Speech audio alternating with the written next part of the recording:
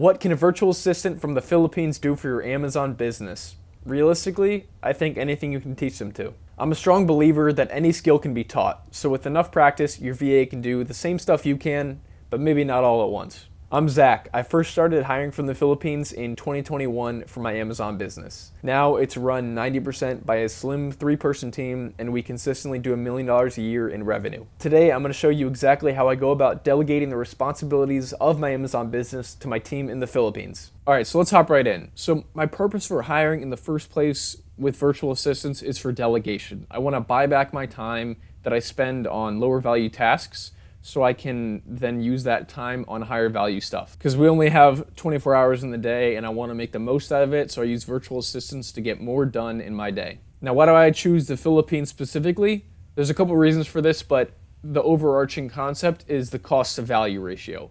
I find I get the lowest cost for the best value. In terms of the cost aspect of it, you can get a great full-time virtual assistant from the Philippines for $500 to $1,000 a month. You can go in the lower end, but I tend to stick in that range for the best value of candidates. And on the value side, they have great English. If you know what you're looking for, English does not have to be an issue. They are a wonderful country for speaking English. Their schools are all in English, so it makes it really easy to find someone that's good at English. I also enjoy their work culture. I find they value hard work a lot. So as a business owner myself, I like finding people who think the same way as me, and I find that in the Philippines very common. One nuance for me is delegation versus outsourcing. You'll hear me say delegation a lot, and outsourcing might be what you've commonly heard. But to me, there's a difference. Outsourcing lacks control and accountability.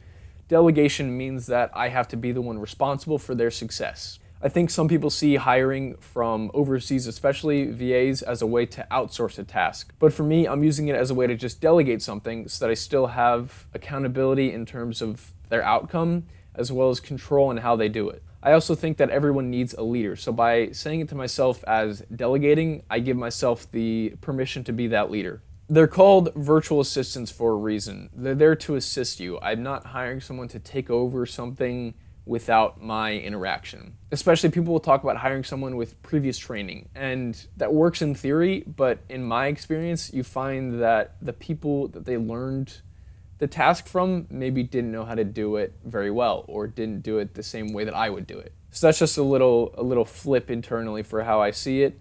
In terms of delegating how that works out long term, I think the law of compounding applies. As someone is able to learn one thing about your business, they can then move on to the next thing, and the knowledge that they had and gained from that first one applies well to the next thing.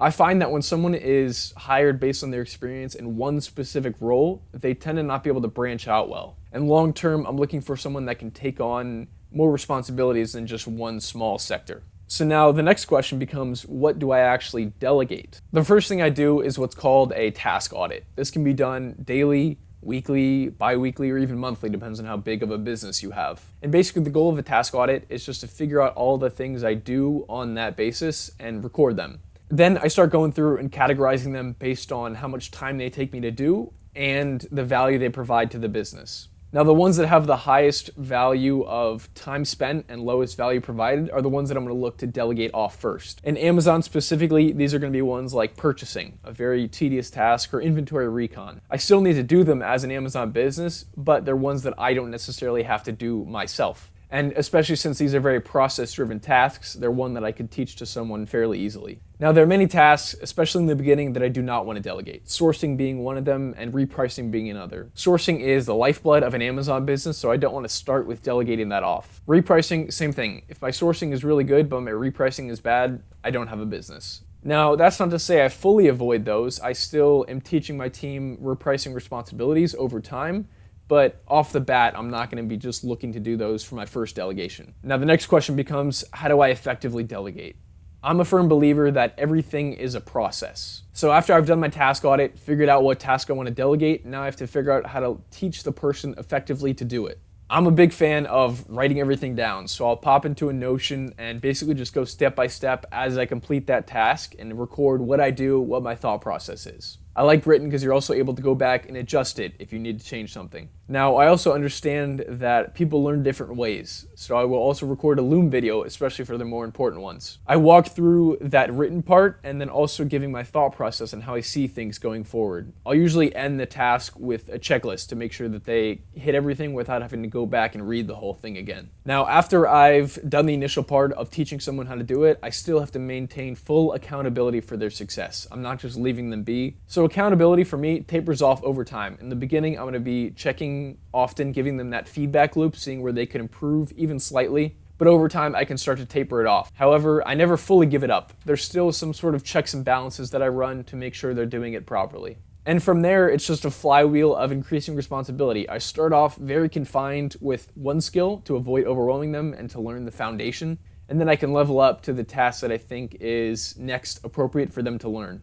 And with this compounding knowledge, they continue to learn things quicker, learning the way that your business runs. Some mistakes that I made when I first started delegating that I no longer do. The first one is going to be overwhelming them with information. This applies to my training, our Notion. This even applies to Slack. The way I avoid that is by giving them basically like a ladder. I give them one rung at a time. I'm not just giving them the whole ladder. Because in the past, I've done that where I just gave everything and said, try and figure it out, and it didn't end up too well. So now I'm very controlled with releasing information piece by piece. The other one is having too high of expectations from the start. I have to remind myself that I've been in my business way longer than they have. So if it takes them a little longer, that's okay. I remember that when I first started doing the business, I definitely didn't catch on to these processes and tasks easy either. And the other mistake, there's many more, but these are the three that I want to touch on today, is fully abandoning.